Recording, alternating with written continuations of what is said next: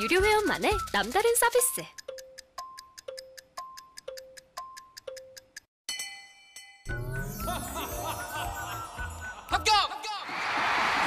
합격하고 돈도 받는 혜택. 오직 에듀윌 유료 회원에게만. 무료 합격!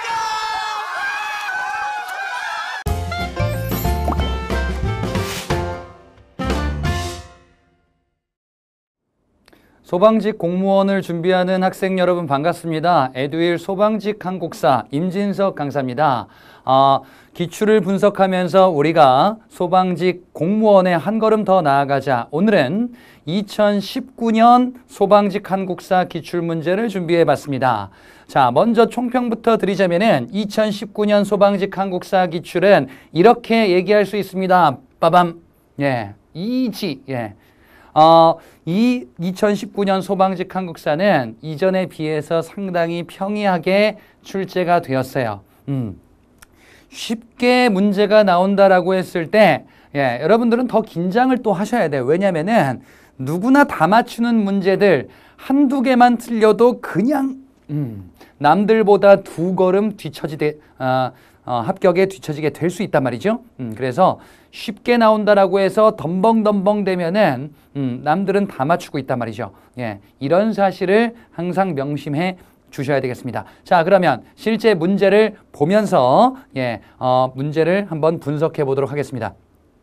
1번 문제 보겠습니다. 밑줄친 이 시대의 유물로 옳은 것을 골라보자. 이 시대에는 인류가 농경과 목축을 시작하여, 자, 농경을 시작하고 목축을 시작한다. 즉, 이전의 수렵 생활에서 생산경제 활동으로 접어들게 된다라는 얘기죠. 스스로 식량을 생산하게 되었다. 그리고 강가나 바닷가에 움집을 짓고 살았다라는 내용이 나와 있어요. 예, 그래서 기존의 이동 생활에서 정착 생활로 바뀌어가는구나. 초기에 정착했었던 이 지역은 강가, 바닷가 이 지역을 중심으로 이루고 있고요. 움집은 초기에 반지하 형태 그리고 원형이며 화덕이 중앙에 위치한, 제가 지금 얘기한 것들은 전부 다 신석기 시대 때의 특징들이에요. 신석기 시대 때 해당하는 유물을 골라주시면 되는 아주 기초적인 문제입니다. 자, 1번에 나와 있는 유물은 혼천이, 1번에 나와 있는 거는 해시계, 앙부일구에 해당하는 내용이 되겠어요. 자, 이 앙부일구 해시계는 세종 때 만들어진 과학기구로서 이야기를 하게 됩니다.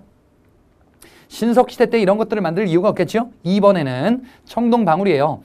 장신구, 바로 지배자의 권위를 과시하는 이런 도구들이다 라고 볼 수 있는데, 지배자가 출연하게 되는 청동기 시대 때 청동도구로서 역할을 하게 될 거예요. 신석기 시대 때는 지배자가 출연하기 전이다. 평등한 사회였었기 때문에 잉여 생산물이 발달하지 않다 보니까 누구나 평등한 이런 모습이 나타나게 되겠죠. 3번도 마찬가지다. 지배자의 도구였었던 청동기 시대 때 비파형 동검에 해당하는 모습이 되겠습니다. 4번. 요 4번이 신석기 시대 때의 대표적인 토기인 빗살무늬 토기의 모습이 되겠죠. 밑면이 뾰족한 이런 형태의 신석시대 대표적인 토기다. 자, 신석시대 때는 이 외에도 이른 민무늬 토기, 그리고 덧무늬 토기, 눌러찍기문 토기, 이런 토기들이 또 다른 토기로서 존재합니다. 신석기 시대 때 토기는 곡식을 저장하는 이런 용도로서 활용이 또 될 것이다. 답은 4번으로 쉽게 고를 수 있겠습니다. 2번 문제 볼게요. 밑줄친 왕의 업적으로 옳은 것을 골라보자. 자, 왕이 어떤 업적을 했는지 사료가 이렇게 나오면은 사료의 키워드를 하나 둘씩 뽑아낼 수 있어야 되겠습니다. 우산국이 항복하여, 이게 단서지. 이 왕 때 우산국이 항복했대. 우산국을 접수했나 봐요. 울릉도 일대를 우리 영토로 완전히 편입시킨 이런 모습이란 말이죠. 울릉도라고도 한다. 그래서 이 지역에 해당하는 지배권을 확립했다라는 내용이죠. 우산국 일대, 울릉도 일대를 우리 영토로 최초로 편입시켰다. 울릉도 독도 일대죠. 그 최초의 시기는 신라 지증왕 시기 때에 해당한다라고 알려져 있어요. 신라 지증왕의 업적. 자, 삼국시대 6세기 초의 신라 지증왕은 우산국을 정벌하고 또 여러 가지 정책들이 있었는데, 신라를 국호로 확정하며 중국식 왕호를 사용하게 되고 우경을 확대 실시할 거예요. 제가 지금 얘기한 것들이 다 지중왕 시기 때의 정책이다. 그대로 고르면 됩니다. 1번에 불교를 공인하였다. 신라가 불교를 공인한 거는 2차돈의 순교. 2차돈 목을 쳤더니 하얀색 피가 쫙 흘렀다라고 알려진 그 내용. 바로 지중왕 이후죠. 법흥왕 시기 때의 모습입니다. 2번 대가야를 정복하였다. 가야는 금강가야와 대가야가 각각 언제 신라로 편입되었는지를 파악하시면 되는데 금강가야가 법흥왕 때, 대가야는 진흥왕 때 신라에 편입되게 됩니다. 지중왕과는 관련이 없더라. 3번이 정답이죠. 4번 이사금을 왕호로 사용하였다. 아니다. 지중왕, 중국식 왕호를 사용했고 지중왕 이전에는 마립간이었죠. 뇌물마립간 이전에 사용했었던 게 이사금이었었지. 신라 왕호 변천 알고 계셔야 됩니다. 처음에는 거서간, 그리고 차차웅, 그리고 이사금이었다가 나중에 뇌물마립간 때 마립간으로, 그리고 지중왕 때 왕, 중국식 왕으로 개편되게 되죠. 답을 3번으로 고르는데 어려움이 없겠습니다. 3번 문제, 가나라에 대한 설명으로 옳은 것을 골라보자. 부여씨와 고씨가 망한 다음에 김씨의 신라가 남아있고, 부여씨 백제 왕족의 성씨, 고씨 고구려의 왕족 성씨, 김씨는 신라다. 백제와 고구려가 망한 다음에 신라가 통일했음 그 얘기죠. 대씨의 기억이 북에 있다라고 돼 있어요. 대씨가 왕조인 거는 발해죠. 그래서 남북국이라고 칭하는구나. 통일신라와 발해가 양립했었던 이 시기 남북국으로 칭하고, 이 남북국 용어를 사용했었던 저서가 무언지도 알고 계셔야 돼. 그게 바로 이제 조선 후기 때 유득공의 발해고라는 역사서예요. 유득공의 발해고에서는 발해 역사를 우리의 역사로 파악하면서 심도 있게 연구를 하자. 그리고 남북국 용어를 처음으로 사용했단 말이지. 자, 여기서는 그걸 물어보는 게 아니고 바로 이 국가, 가해 국가인 발해에 대해서 언급을 하고 있어요. 자, 발해에 대한 설명으로 옳은 것을 골라보겠습니다. 1번 22담로의 왕족을 파견하였다. 이거는 백제 무령왕 때 지방을 통제하기 위해서 중앙에서 22담로의 왕족들을 파견하게 되죠. 백제 정책, 그리고 무령왕인 것도 알고 계셔야 되겠지. 2번 최고 교육기관으로 주자감을 두었다. 자, 신라 신문왕 때 만든 기관은, 교육기관은 국학이고, 그리고 발해가 만든, 문왕 때 만든 교육기관, 유교 교육기관이죠. 주자감이다 라는 것도 알아두셔야 되는 포인트고, 문왕의 업적으로 또 알고 계시면 되겠습니다. 3번 특수행정구역인 오소경을 설치하였다. 신라의 오소경이죠. 신라의 지방행정제도 마찬가지로 신문왕 때 구주와 오소경으로 정비하죠. 반면에 발해는 선왕 때 5경 15부 62주로 정비합니다. 통일신라 발해에 지금 여러 제도 차이를 말씀드리고 있는 거예요.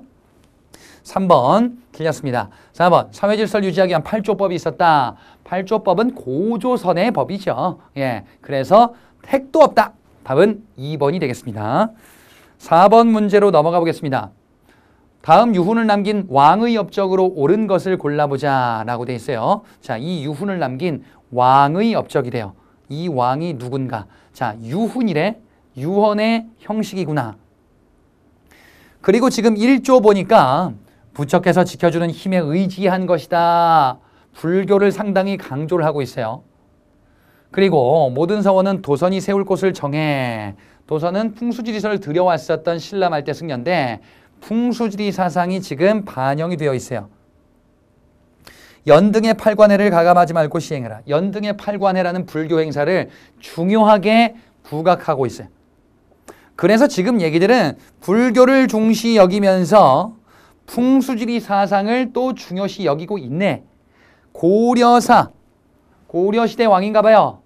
그리고 유훈, 유언의 형식으로 남겼다. 바로 뭐냐?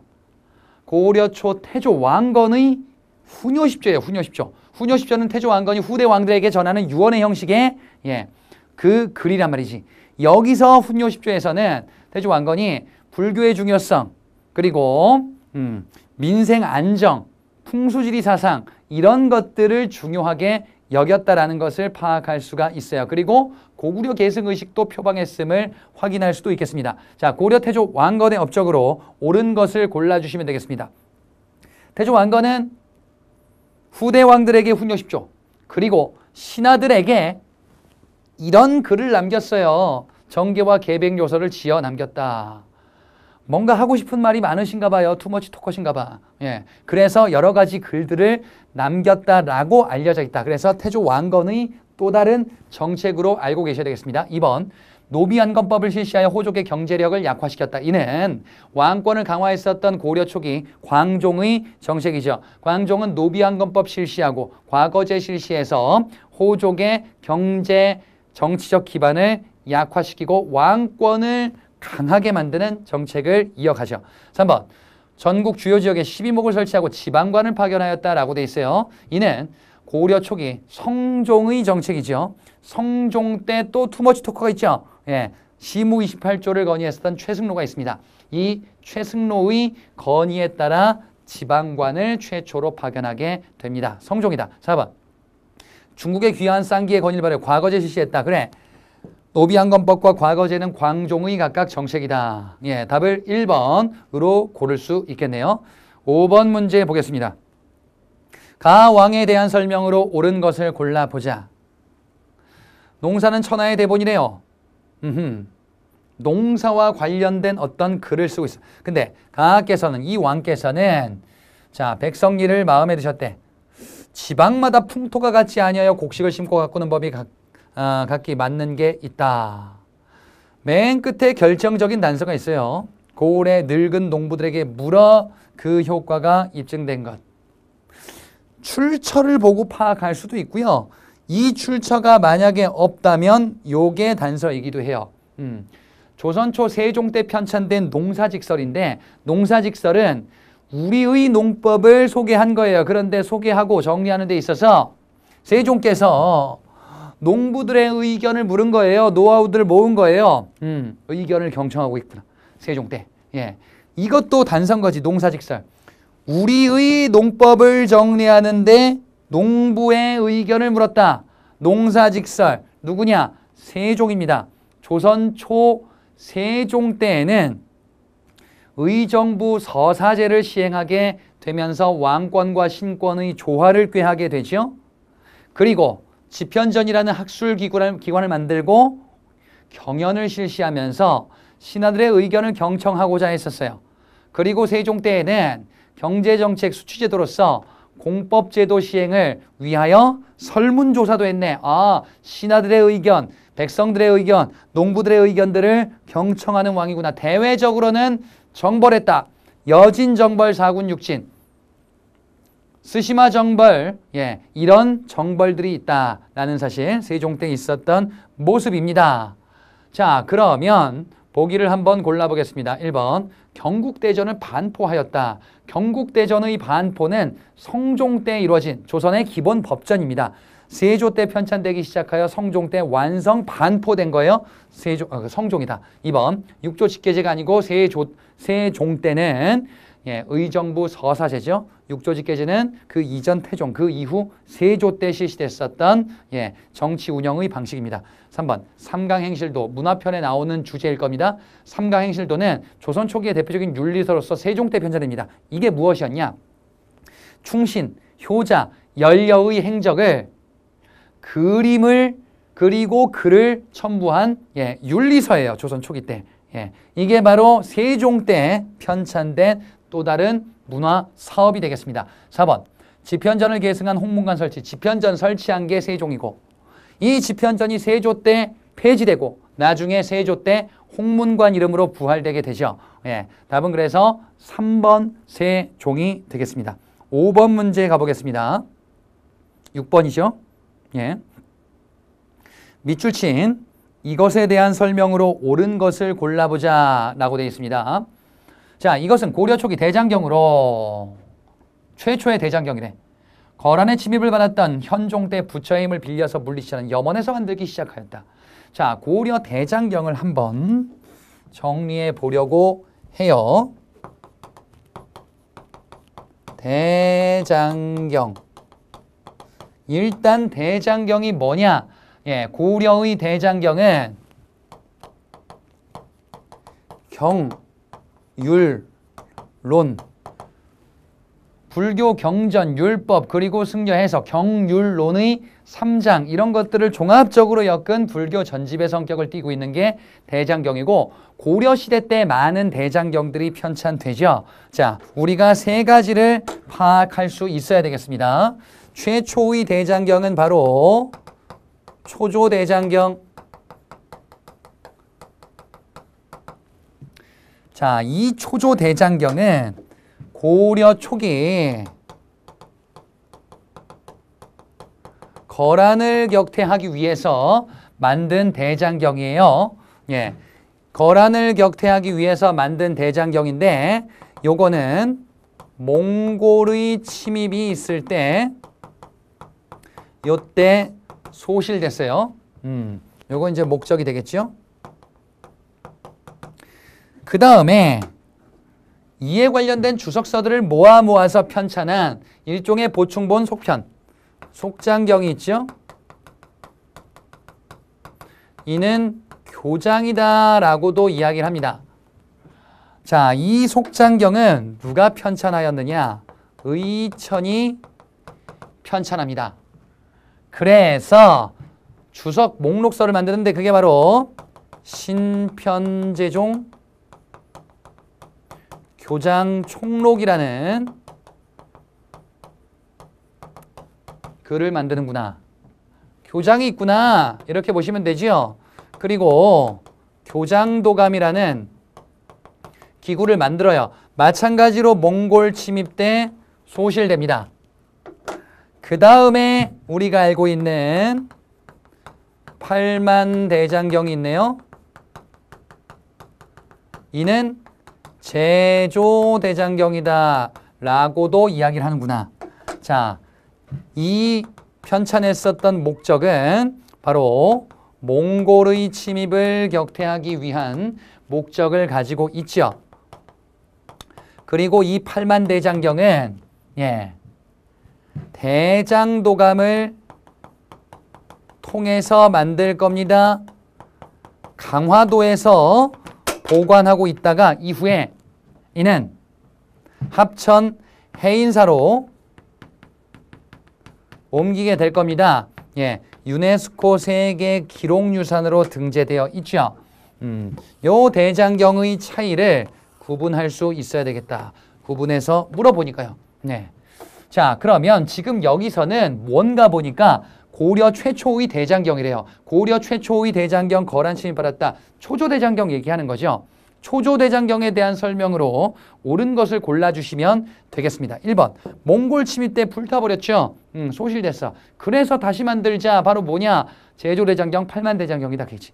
2번, 현재 합천 해인사에 보관되어 있다. 이거는 팔만대장경에 해당하는 내용이죠. 3번, 흥왕사에 교장도감 설치해서 가능했다. 이건 교장 얘기예요. 속장경 얘기다. 4번, 대장도감 설치해서 몇 년 걸쳐서 판각하였다. 요거는 팔만대장경에 해당하는 내용이죠. 그래서 2번, 4번이 팔만대장경, 3번이 속장경, 그리고 1번이 정답 초조대장경이 되겠죠. 이렇게 우리가 파악해보고 정리해 볼 수 있겠습니다.